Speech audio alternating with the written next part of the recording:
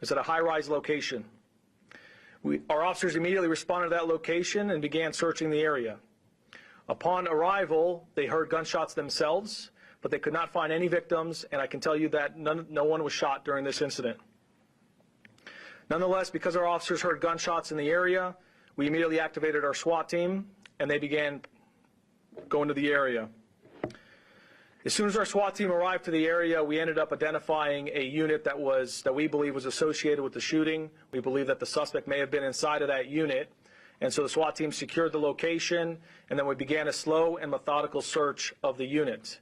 We do that for safety reasons and to make sure that our officers and the public remain safe.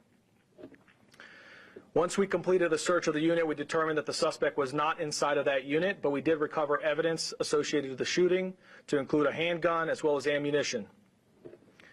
At that time, we ended up identifying the suspect, and we began sharing that information with our security partners as well as all of our units in the area. And we received shortly after an alert that the suspect was still in the area nearby. Our units converged to that location, and ultimately between security and our officers, we were able to take him into custody without further incident. It's important to note that we believe this was an isolated incident.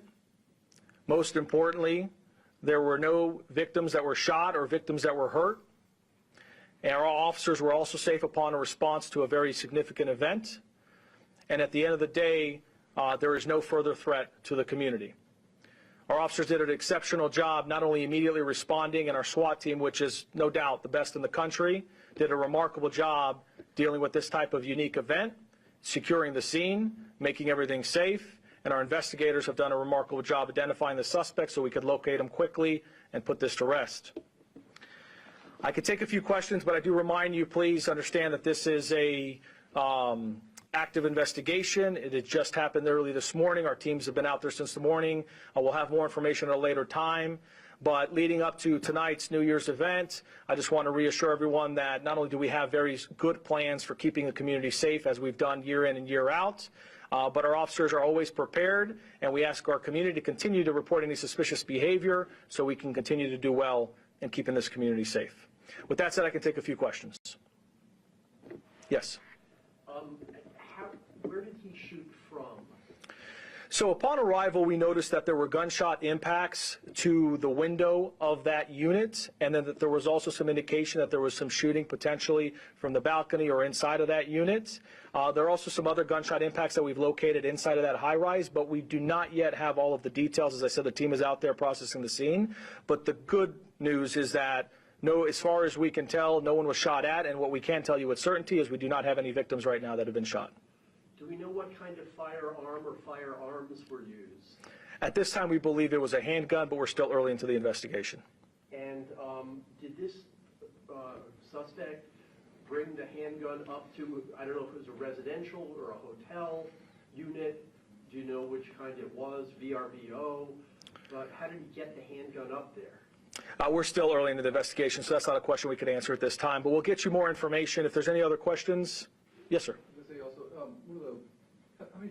Approximately how many shots were fired? One of the residents that lives nearby we talked to said that he heard sustained shooting for about an hour before it stopped, and it was like different forms of volleys going out. So we're still processing the scene. We'll have more accurate information a little later, but I can tell you that the initial reports that there were multiple rounds fired, and as I indicated earlier, when our officers responded and arrived on scene, they also heard gunshots indicating multiple rounds fired. But I can tell you that once our SWAT team arrived there and there was a little bit more of a police presence, there were no longer any gunshots for a long period of time when we were out there, which is why we were able to slow things down and do a slow, methodical search. So there's really two things we take into account. There's no other gunshots being heard, and then there was no indication that there were any victims hurt or anyone that needed life-saving measures.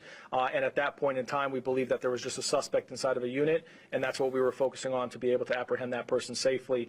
Once we determined that that person was not in the unit, we were able to identify where that person was and take him into custody safely.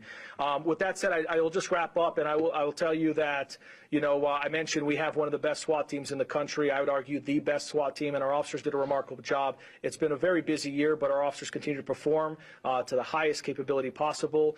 This evening, we have really good plans in place, so it will be a very good event. A lot of our public is going to see our officers out there. I encourage you, please say hello to them, thank them for their service. They've been working very hard this year, and they'll continue to work hard tonight as we have a very successful New Year's Eve. Thank you, folks.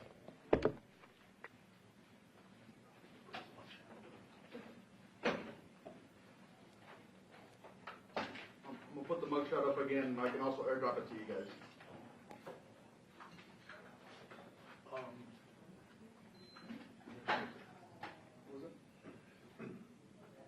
Go back to get Mr. Corr. I got this guy. Everybody go with the mug? Yep.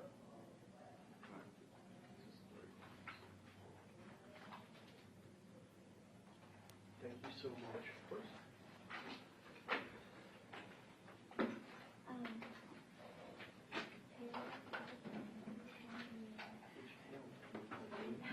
I didn't know. The content on the girl.